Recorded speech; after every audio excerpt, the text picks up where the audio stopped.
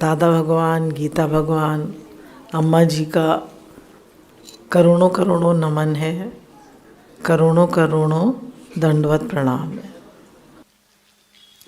हम गृहस्थ में कैसे रहें या संसार में कैसे रहें, तो पहली पॉइंट है कि अपने कर्मों द्वारा भगवान का पूजन करके रहें। अपने कर्मों द्वारा भगवान का पूजन करके रहें। एक होता है कर्म, एक होती है सेवा और एक होती है पूजा।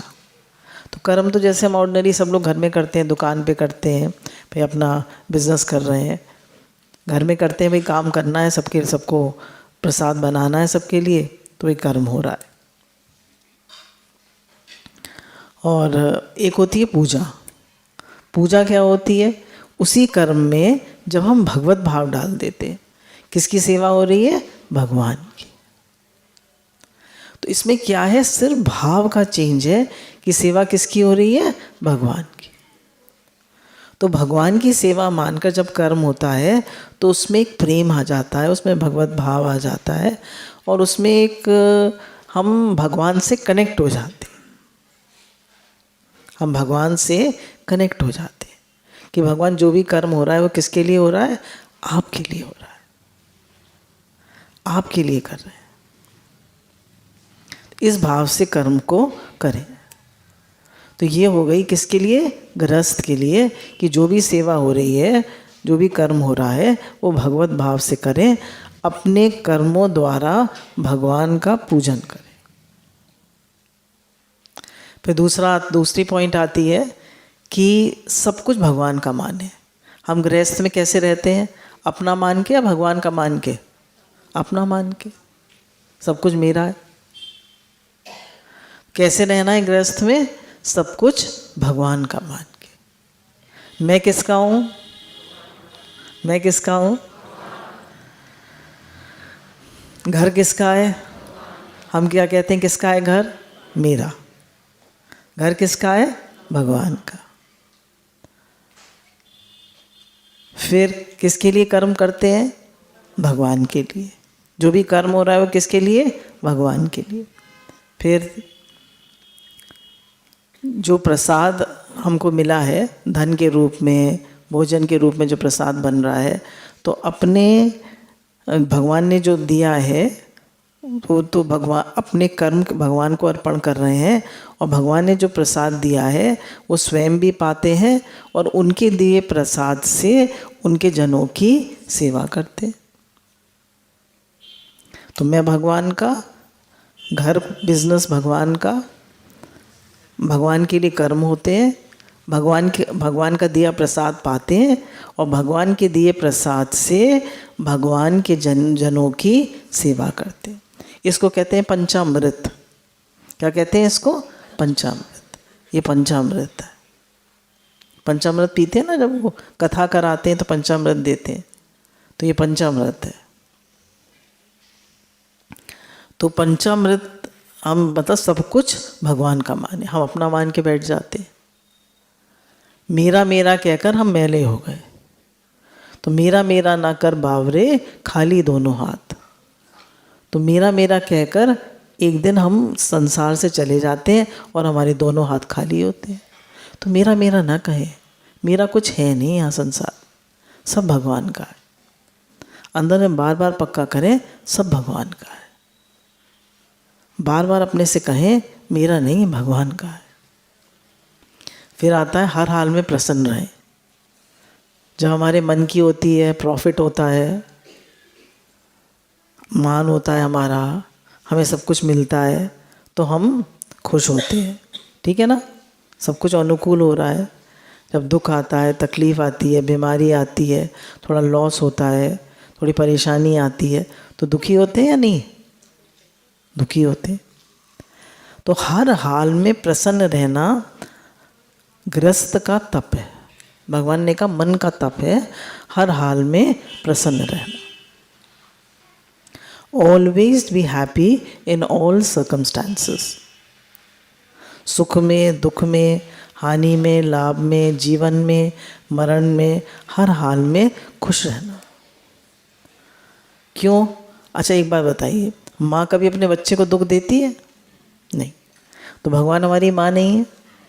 जन्मों जन्मों की माँ है या नहीं?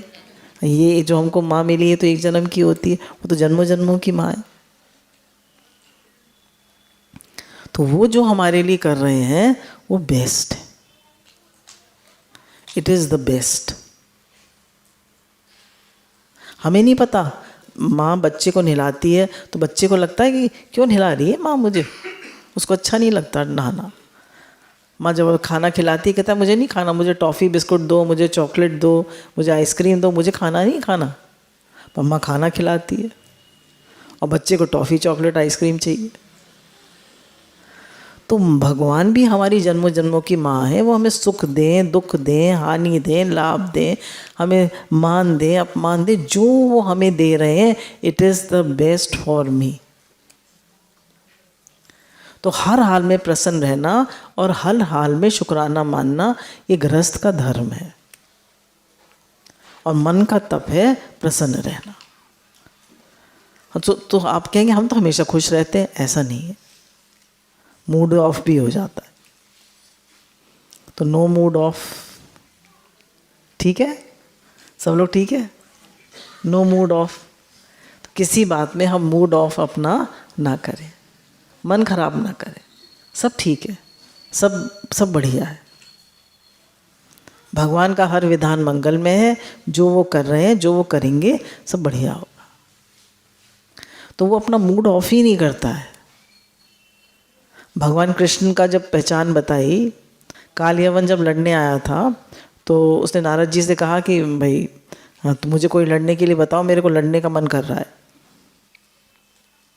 तो उसने कहा भाई मुझे तो कोई नहीं पता। तो बोले मैं तुमसे लड़ूंगा। बोला मैं कैसे छुड़ाऊँ इसे अपना पीछा।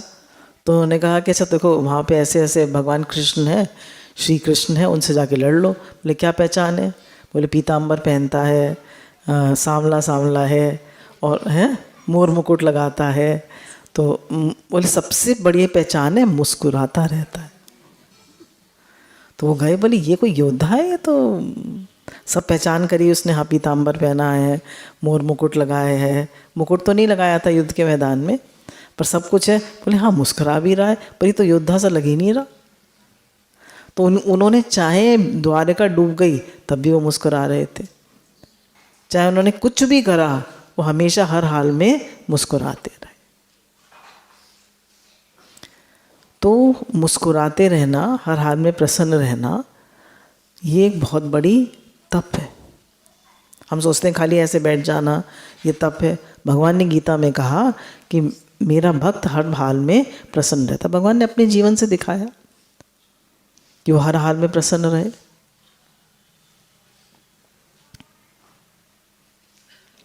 भगवान का स्मरण करे और उनका नाम लेते रहे, हे नाथ आपको न भूलो।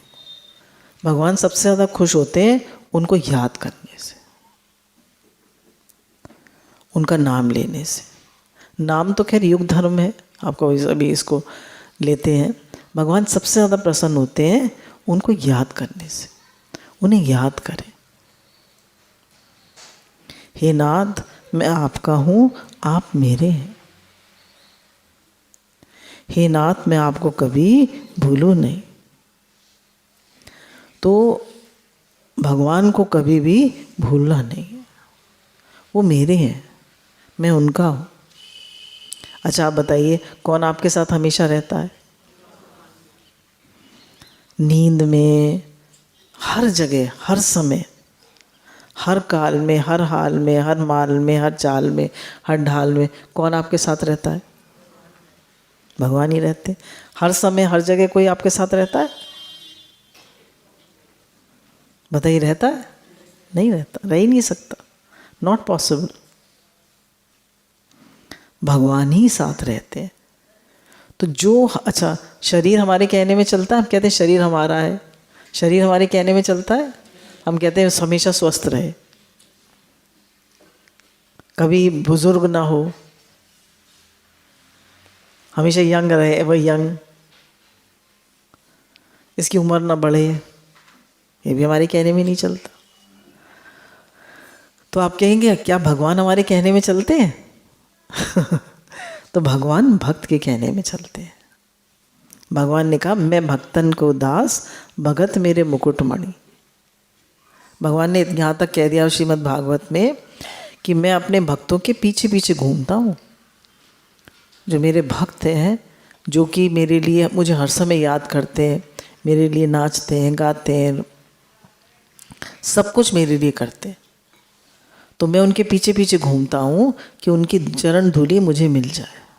इतना प्रेम करते हैं भक्तों को।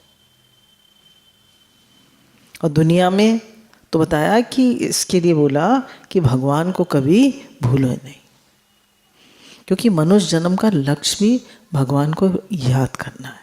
देखिए समय हमें इतना कीमती मिला है, समय से ज़्यादा कीमती पैसा ज़्यादा कीमती है और टाइम ज़्यादा कीमती है? बोलिए, मनी इज़ मोर इम्पोर्टेंट और टाइम? टाइम देके आप पैसा खरीद सकते हैं, ठीक है, टाइम देकर आप विद्वान बन सकते हैं, टाइम देकर आप बलवान बन सकते हैं, टाइम देके आप सब कुछ कर सकते हैं, ठीक है ना। पर उस टाइम को हम कहाँ लगा रहे? अच्छा, जो चीज़ हमने कमाई, जो चीज़ हमने अर्न करी, तो याद करें कि क्या वो हमारे साथ अंत में जाएगी? कभी कभी विचार करने चाहिए। सत्संग है विचार। सत्संग क्या है? विचार। तो जो हम कमा रहे हैं, मानिए मैंने 60 करोड़ रुपया, 100 करोड़ रुपया अपने जीवन में कमाया, ठीक है, it is a big amount, काफ़ी बड़ा अमाउंट है। हमने 100 करोड़ रुपया अपने जीवन में कमाया। अब हम जब हमारा अंत समय आएगा तो वो हमें 100 दिन देगा। हमने 100 करोड़ रुपया दे दिया, हमें 100 दिन दे दो, मिलेंगे? 100 मिनट, 100 सेकंड, कुछ भी नहीं मिले। तो हमारे साथ चलेगा? कुछ भी नहीं चलेगा। पर अगर हमने भगवान का नाम लिया होगा तो वो हमारे साथ चलेगा? चलेगा। तो नाम को युग धर्म कहते हैं। युग धर्म कैसे? कलयुग नाम आधारा, सुमिर सुमिर नर उतरे पारा। सबसे इजी है। जो लोग, कुछ लोग हमारे सत्संग में नहीं भी हैं, तो वो लोग क्या करें? राम राम राम राम राम राम राम राम करते रहे। ज़्यादा बड़ा कुछ नहीं करना। भगवान का नाम लेने से भगवान खुश हो जाते। अब जहाँ भगवान का नाम लिया जाता है, गीता भागवत आदि पढ़ी जाती हैं, चाहे ज़्यादा मत पढ़िए, थोड़ा सा ही पढ़िए, पर पढ़िए। गीता, रामायण, भागवत आदि पढ़ी जाती हैं, तो वहाँ पर श्री, विजय, लक्ष्मी सब रहती है, सुख, संपत्ति, समृद्धि सब रहती है। भगवान ने कहा जहाँ मैं हूँ वहाँ सब है। तो भगवान क्या चाहते हैं? कि हम उन्हें याद करें।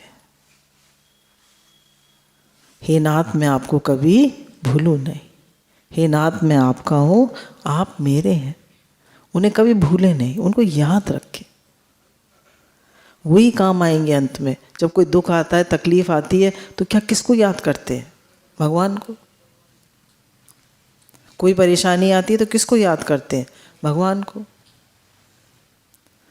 तो हर समय भगवान को याद करें। कोई मुश्किल नहीं है, बस काम करते जाओ, भगवान का नाम न, हाथ रहे काम में, मन रहे राम में। काम किए जा, राम का नाम लिए जा। क्या मुश्किल है? कुछ मुश्किल नहीं है, पर हमने मुश्किल बना दिया है। आजकल की जो यंग जनरेशन है, वो तो लेना ही नहीं चाहती भगवान का नाम। Oh, it's a old fashion. No, it's not old fashion.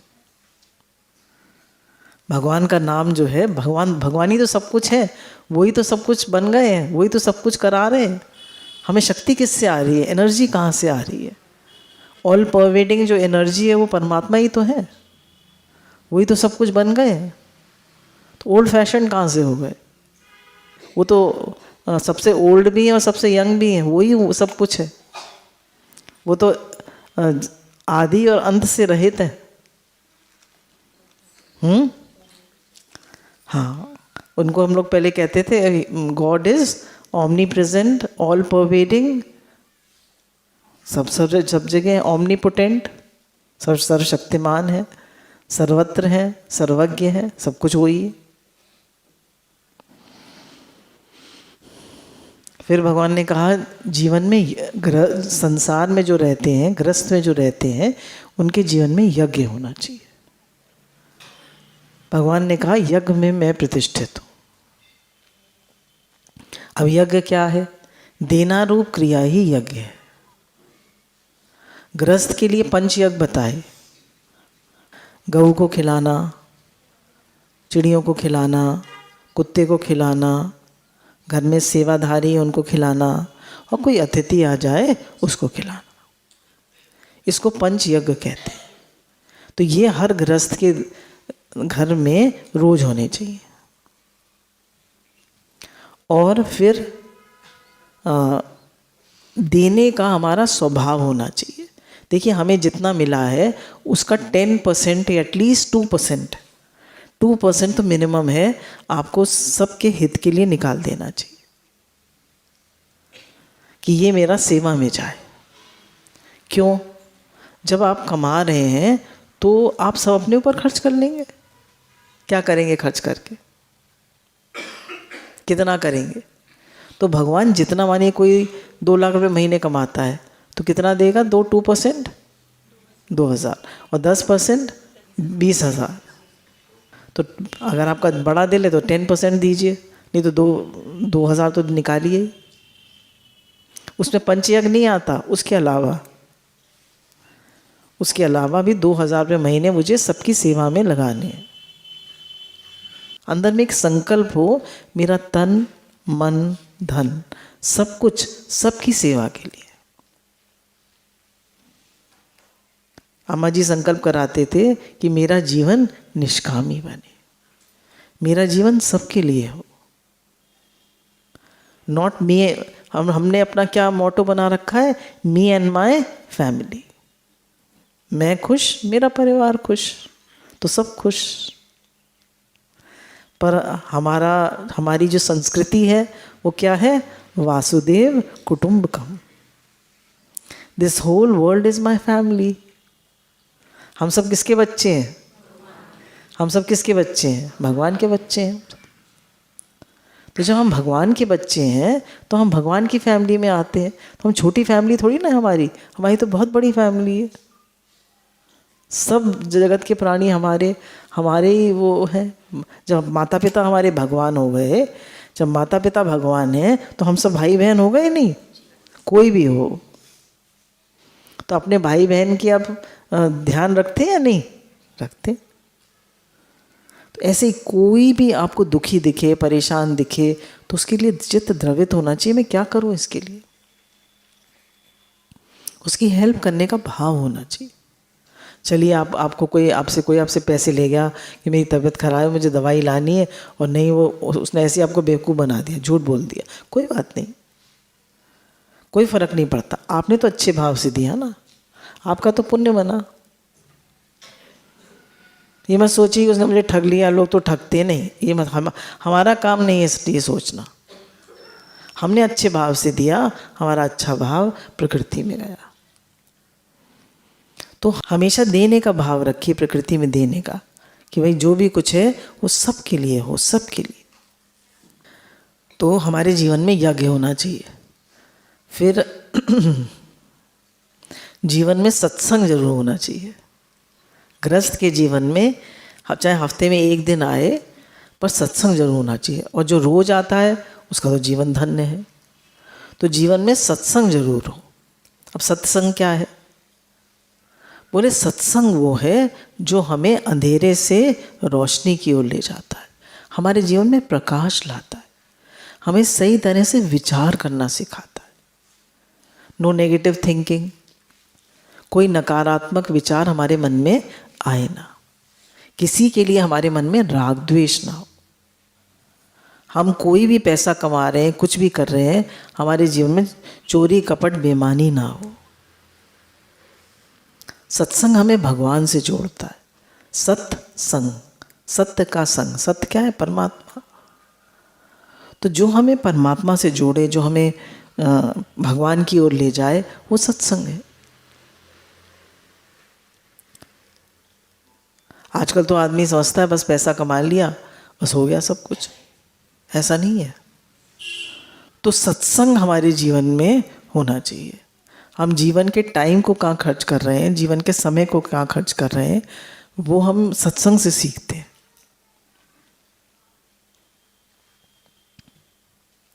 फिर हमारे ये घर में जितने भी बड़े हैं, जो गृहस्थ में लोग हैं, उनको बड़ों की सेवा करनी चाहिए, बड़ों के पैर छूने चाहिए। और अब तो पता नहीं रिवाज रह गया या नहीं, पत्नी को पति के भी पैर छूने चाहिए, रोज़ सास ससुर के भी पैर छूने चाहिए, और बेटा है तो माता पिता के पैर छूने चाहिए, बड़े हैं तो उनके पैर छूने चाहिए।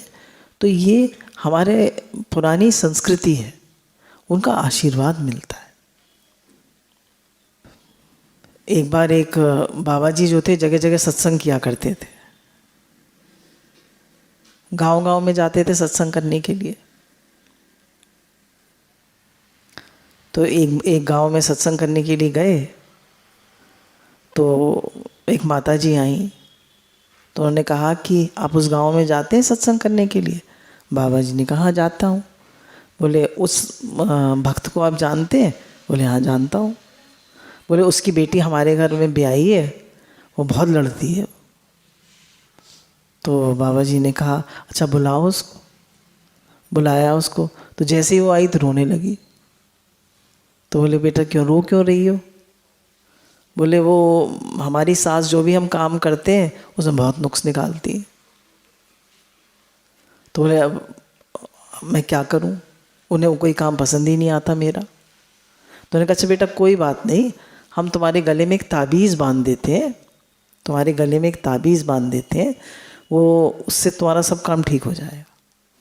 तो कहते अच्छा ठीक है बाबा जी। तो कहते बस बेटा एक बात और मानना, जो काम कहें बड़े लोग, जो काम कहें उसको फौरन करना, और क्या करना, और जवाब कभी मत देना। हमेशा हाँ जी काम फौरन करना। क्योंकि अगर तुमने जैसे कहा एक गिलास पानी ले आना और हमने 10 मिनट लगा दिए पानी लाने में, तो फिर हम पानी लेकर आए तो उसका वो बात नहीं रहेगी। पर हमने काम फौरन किया तो उसकी बात ही अलग है, फौरन आशीर्वाद मिलता है। और उन्होंने कहा कभी भी जवाब मत देना।